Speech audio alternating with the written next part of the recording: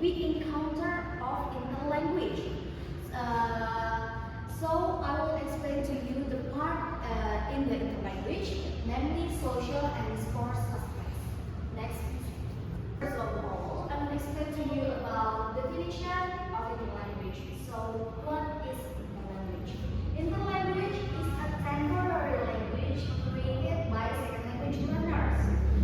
It is neither the mother tongue, first language, nor fully the target language, second language, but a mixture of the two resulting from the learning process, experimentation, and mistakes made by learners. So it's a language, mixed language from the first language and the second language. So it's like in the middle language, like that. Okay, the interlanguage is introduced by Larry Salinger, 1972. Okay, next. Okay, alright. As I said to you for the first the title, we talk about social and discourse of interlanguage. So we move to the first explain social aspects of interlanguage. So social aspects of interlanguage focus on how social and cultural influence affects the way a second language is learned or used. Okay, for the first one is influence of social situations. According to Einstein, 1989, language forms change or vary depending on who the interlocutor is, where and for what purposes. Okay, for the example, it's like when we talk with friends, or when we talk with parents, or when we talk with lecture, it's different the way. When you talk with your friends, it's casual. The style is casual, and when you talk with your parents, the style is you must be polite. And it seems when you talk with your lecture, it must be polite and it must be formal, like that. For example, I talk with my parents, like when I borrow the money, like, Mom, could you borrow me for 1,100, like that. But if we talk with my parents, I could like, can you borrow me 1,100, like that. It's a different when you talk with cat and coat. Okay. B, cultural factors. Okay. Many second language learners, when learning about second language, bringing their cultural values from their native language when using a second language. For example, word choice, intonation, and accent form a style of language in interlanguage. As I said in the interface of social situation, like when you talk with your parents, it must be polite, and when you talk with your friends, it must be casual. Okay, accent form. You know that Japanese people, when they are talk with English, they also bring their accent from Japanese, like what do you, it's like that. Okay. The C, social variables.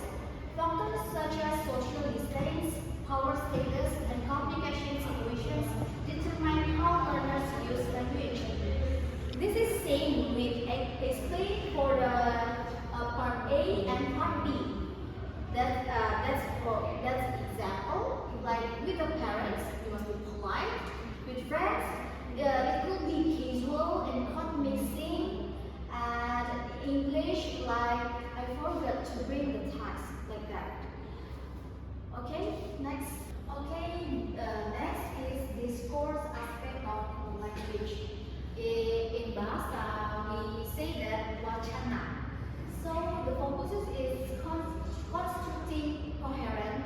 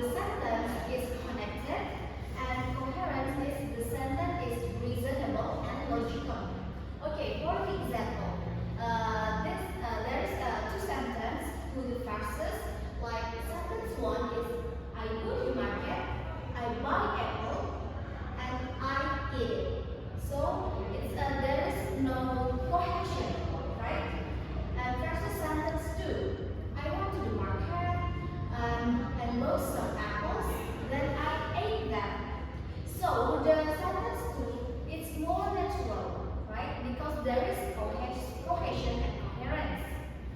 That's called cohesion and coherence. B. Pragmatic ability. In the pragmatic ability, second language learners must learn to use language appropriately according to the social context and meaning of the conversation, not just grammar. For example, when we talk with strangers and when you talk with your friends, this is when you ask for help. When you talk with your friends, you maybe could be act like this. Hey, carrying my bag. It's okay with your friends because you and your friends is close. But with a stranger, you cannot use that phrase because you don't know him and he or she is stranger. Okay, it's not polite. C. Speech, acts, and context. Second language learners or second language often adjust their speaking style depending on the speech and being performed, such as asking, refusing, or complaining. They imitate the conversation patterns of native speakers, little by little. So the example is when second language learners watch some movies and there is a conversation like asking for help, like can you help me, or maybe using like I can use this, and maybe complaining like this food is very hot. Can you hear it? Nah, so second language learners is imitate that little by little, so there can be like native speakers. Okay, next. So the conclusion for this section is the social aspects show how culture, relationship, and situation influence how second language learners use language. Meanwhile, the discourse aspect focuses on how to construct sentences to suit the context and connect with each other. Both are important because learning language is not only about grammar, but also about context. Okay, that's all my material that I give to you. I open the section Q&A for you to free to ask me. Okay, I want to ask something. Okay. So, to the extent do cultural factors influence interlanguage, can cultural transfers be considered beneficial, or it mostly a source of error in second language learning?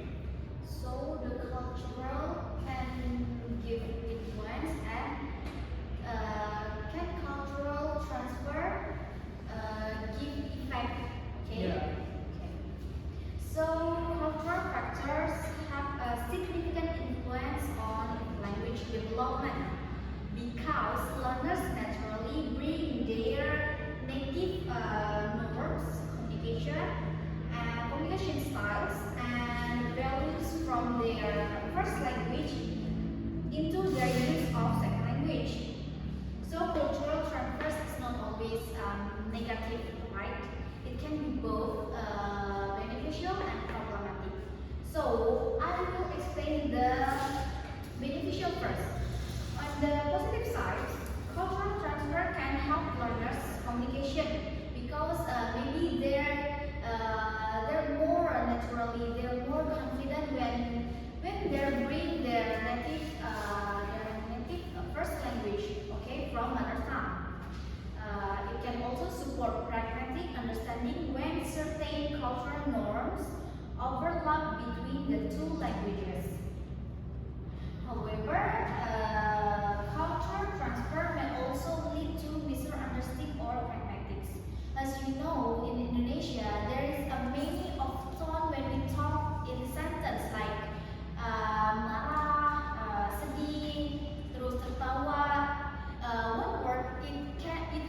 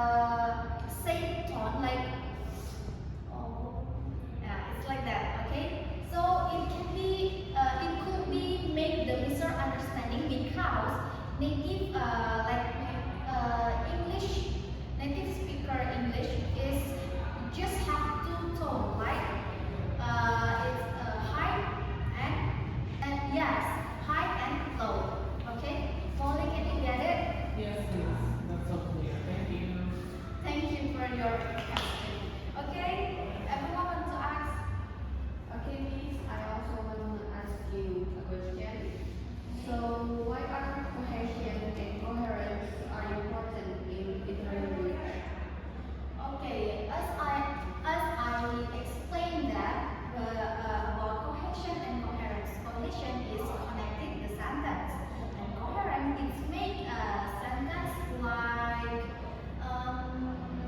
reasonable and logical. So cohesion and coherence are important in the language because they help learners produce sentences